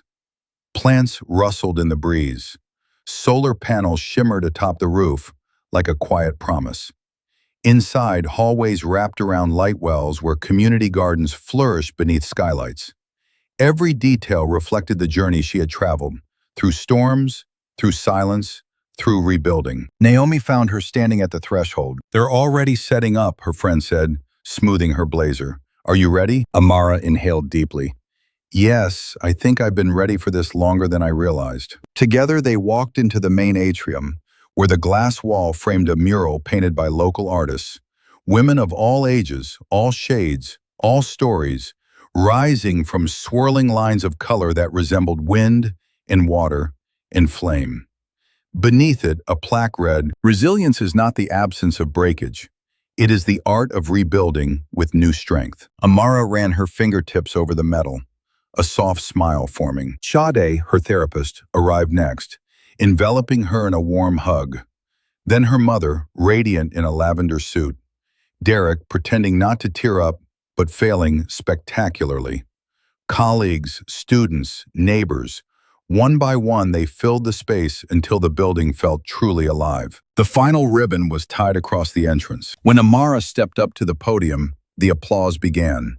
A rising wave, not loud or wild, but deep, genuine, the kind that reached inside her chest and filled the empty places she once thought would never heal. She opened her speech with steady hands. "When I began designing this center," she said, her voice resonant in the atrium, "I understood buildings.